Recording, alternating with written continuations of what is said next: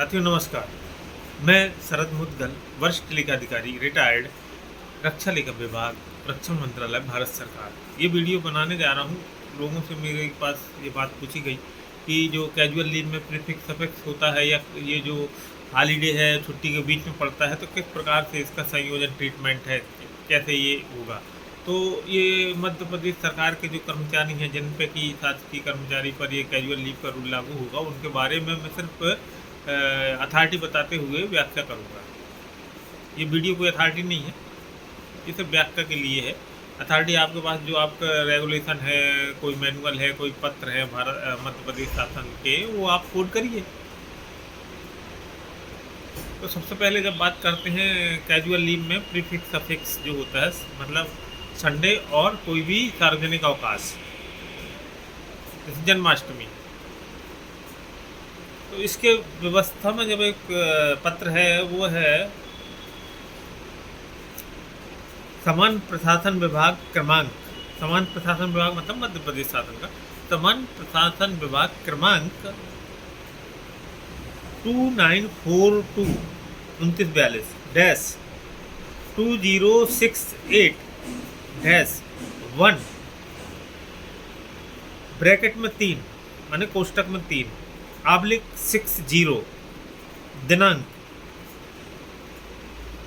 हिंदी में लिखा हुआ है दाम छुट्टी की मात्रा दी, नाम की मात्रा ना ऊपर बिंदी नांक और का छोटा का 13-12-1960 माने 13/12/1960। इसमें व्यवस्था दी गई है सार्वजनिक समान अवकाश जो आकस्मिक अवकाश की अवधि के पहले या बाद में पड़े, उन्हें आकस्मिक अवकाश के साथ जोड़ा जा सकता है। ये जोड़ा जा सकता है तो ये थोड़ा कन्फ्यूजन हो गया, लोग पूछ रहे थे। इसका मतलब ये है कि जैसे कि आप जोड़ प्रीफिक्स सफिक्स कर सकते हैं आप। जैसे इतवार को छुट्टी है, आपकी अवकाश है, सोमवार को त्यौहार की अवकाश है जन्माष्टमी, मंगल की आपने कैजुअल लीव ले ली, बुधवार को फिर कोई त्यौहार की छुट्टी है, सार्वजनिक अवकाश है।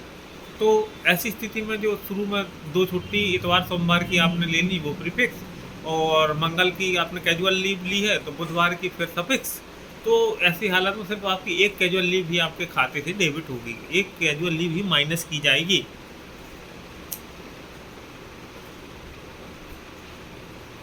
इसके अतिरिक्त अब जब यही त्यौहार छुट्टी जो कैजुअल लीव ले रहे हैं उसके बीच में पड़े तब क्या होगा, उसी में इसी पत्र में है।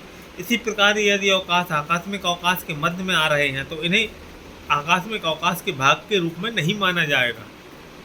इस पर भी थोड़ा क्लियरिफिकेशन इंटरप्रिटेशन में कर रहा हूँ और ये सही होगा मेरे ख्याल से। और अगर कुछ डाउट है तो फाइनल क्लियरिफिकेशन तो समान प्रशासन विभाग मध्य प्रदेश शासन ही फाइनल है। तो इसमें यह है कि जैसे आपने रविवार की छुट्टी रहती है वीकली आपकी, सोमवार को जन्माष्टमी है, आपने मंगलवार की कैजुअल लीव ले ली, और बुधवार को एक त्यौहार कोई और था उसकी भी सार्वजनिक अवकाश है, और गुरुवार की फिर आपने कैजुअल लीव ले ली। तो इस प्रकार जो रविवार सोमवार आपने प्रीफिक्स कर लिए वो छुट्टी का भाग नहीं माना जाएगा, रविवार सोमवार छुट्टी का भाग नहीं माना जाएगा। मंगल को कैजुअल लीव है वो छुट्टी मानी जाएगी, बुधवार को फिर आप का त्यौहार हो गया, सार्वजनिक अवकाश है, वो लीव नहीं माना जाएगा। फिर गुरुवार की कैजुअल लीव ली है तो वो आपकी छुट्टी मानी जाएगी। तो इस प्रकार जो बीच में बुधवार पड़ा था जिसकी सार्वजनिक त्यौहार था वो भी छुट्टी का भाग नहीं माना जाएगा। इस पूरी छुट्टी में सिर्फ आपकी 2 CL माइनस होंगी, सिर्फ 2 CL माइनस होंगी,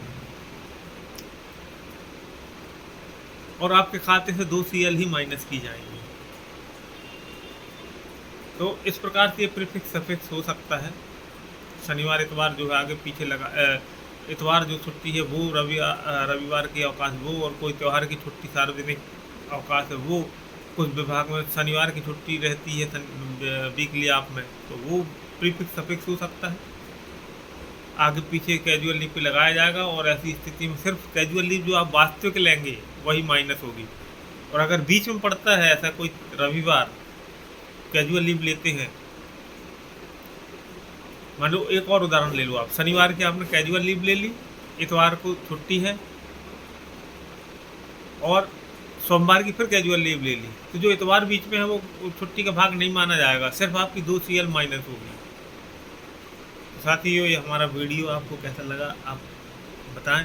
पूरा CL के बारे में तो बहुत से वीडियो हैं, उनमें पूरा कुछ बताया गया है, कितने दिन इंटाइटलमेंट है, कौन सैंक्शन करेगा, क्या है। इस पॉइंट पर पूछा गया था तो मैं एक छोटा सा वीडियो इस पॉइंट में बना रहा हूँ। आपको पसंद आया होगा, आप लाइक करें, सब्सक्राइब करें। धन्यवाद।